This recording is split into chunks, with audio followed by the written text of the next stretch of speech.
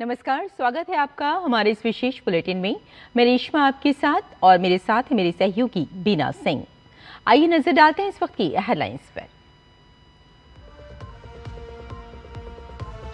प्रधानमंत्री नरेंद्र मोदी का गुजरात दौरा, सोमनाथ मंदिर के पुनर्निर्माण के अमृत महोत्सव समारोह में होंगे सम्मिलित। वडोदरा में सरदार धाम छात्रावास का करेंगे उद्घाटन, जनसभा को भी करेंगे संबोधित।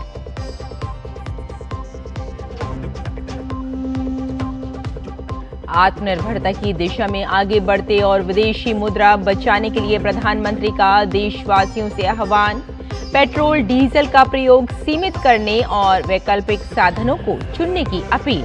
प्राकृतिक खेती अपनाने का दिया संदेश।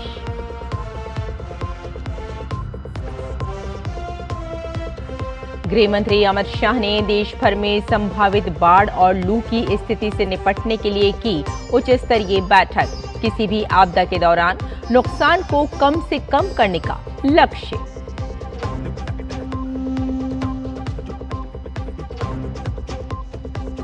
डोनाल्ड ट्रंप ने अमेरिका के शांति प्रस्ताव पर ईरान के जवाब को किया खारिज, बताया इसे पूरी तरह अस्वीकार्य। ईरान ने की है मुआवजे, प्रतिबंधों और घेराबंदी को समाप्त करने की मांग।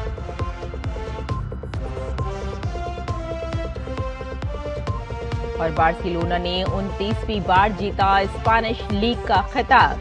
प्रतिद्वंदी रियल मैड्रिड को 2-0 से दी मात। मार्कस रैशफोर्ड और फेरान टोरेस ने किए गोल।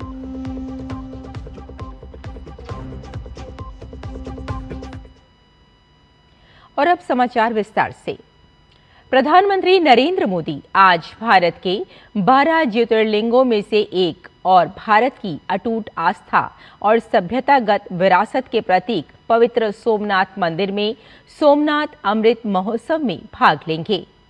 सोमनाथ अमृत महोत्सव पुनर्निर्मित मंदिर के उद्घाटन के 75 वर्ष पूरे होने के उपलक्ष्य में मनाया जा रहा है। समारोह के भाग के रूप में प्रधानमंत्री कई शुभ धार्मिक और सांस्कृतिक कार्यक्रमों में भाग लेंगे। वे विशेष महापूजा, जिसके बाद कुंभाभिषेक और ध्वजारोहण समारोह में शामिल होंगे। ये मंदिर के अभिषेक और ध्वजारोहण के प्रतीक हैं।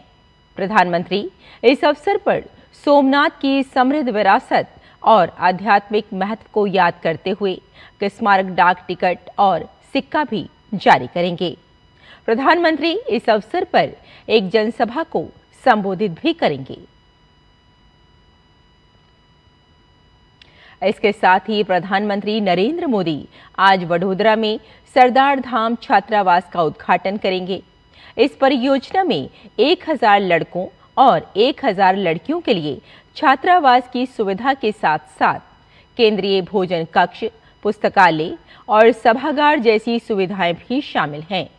प्रधानमंत्री सरदार धाम परिसर में स्वागत क्षेत्र, नागरिक सुविधाएं, भोजन क्षेत्र और पुस्तकालय सहित विभिन्न सुविधाओं का भी दौरा करेंगे। प्रधानमंत्री नरेंद्र मोदी लगातार शिक्षा, कौशल विकास और युवा सशक्तिकरण पर जोर देते रहे हैं। ऐसे में वडोदरा का ये सरदार धाम परिसर विकसित भारत के लिए तैयार हो रही नई पीढ़ी को मजबूत आधार देने वाली पहल के तौर पर देखा जा रहा है। प्रधानमंत्री वहां एक विशाल जनसभा को भी संबोधित करेंगे। प्रधानमंत्री नरेंद्र मोदी ने देशवासियों से आत्मनिर्भरता की दिशा में आगे बढ़ने और विदेशी मुद्रा बचाने के लिए कई संकल्पों का आह्वान किया है।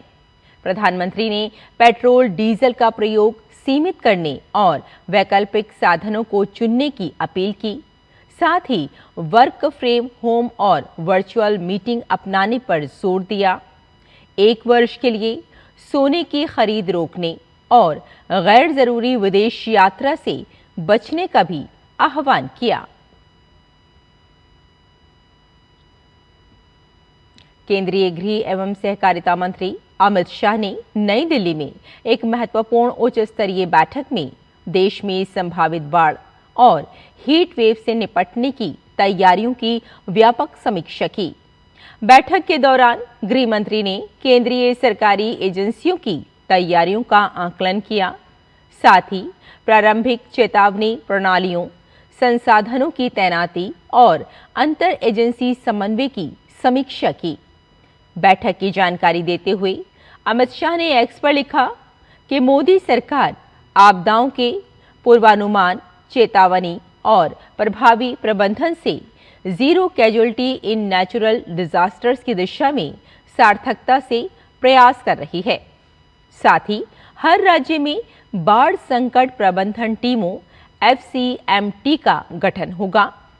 हीट वेव से कृषि क्षेत्र को न्यूनतम नुकसान सुनिश्चित किया जाएगा और NDMA के दिशा निर्देशों का नगर पालिका स्तर तक क्रियान्वयन होगा। लद्दाख में इस समय भगवान बुद्ध के पवित्र अवशेषों की प्रदर्शनी आयोजित की जा रही है।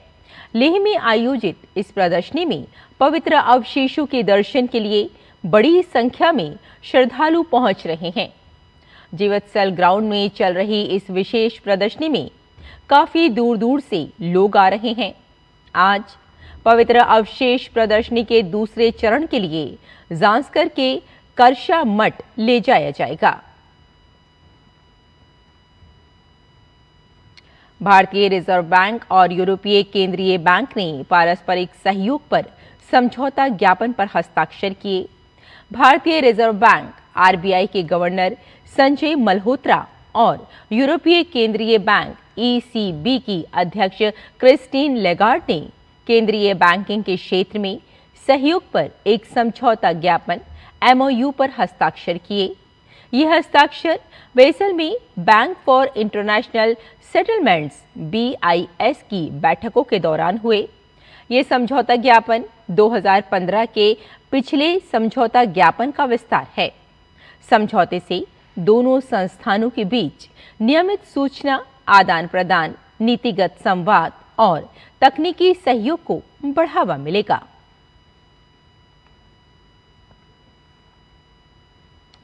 अमेरिकी राष्ट्रपति डोनाल्ड ट्रंप ने ईरान की उस प्रतिक्रिया को खारिज कर दिया है जो अमेरिका की ओर से युद्ध समाप्ति के लिए दिए गए शांति प्रस्ताव पर आई थी। ट्रंप ने ट्रुथ सोशल पर कहा कि ईरान के प्रतिनिधियों का जवाब पूरी तरह अस्वीकार्य है। इस बीच तनाव के बावजूद 2 जहाजों को हुर्मुज स्ट्रेट से गुजरने की अनुमति दी गई। ईरानी मीडिया के मुताबिक ईरान के प्रस्ताव में युद्ध क्षति के मुआवजे की मांग और हुर्मुज स्ट्रेट पर ईरानी संप्रभुता पर जोर देना शामिल है। हालांकि ईरान ने ये साफ नहीं किया कि अहम जलमार्ग पूरी तरह कब खुलेगा। वहीं दोनों देशों के बीच सहमति न बनने के बाद अंतर्राष्ट्रीय बाजार में कच्चे तेल की कीमतों में करीब $3 प्रति बैरल की बढ़ोतरी दर्ज की गई। बार्सिलोना ने कुल 29वीं बार स्पेनिश लीग का खिताब जीत लिया है।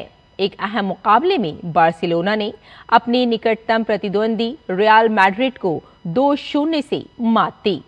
इस जीत में बार्सिलोना के लिए मार्कस रैशफोर्ड और फेरान टोरेस ने गोल किए। इस सीजन के अभी 3 मैच बाकी हैं। तो हमारे इस विशेष बुलेटिन में फिलहाल इतना ही। मुझे और मेरी सहयोगी बीना सिंह को यहीं अनुमति दें। नमस्कार।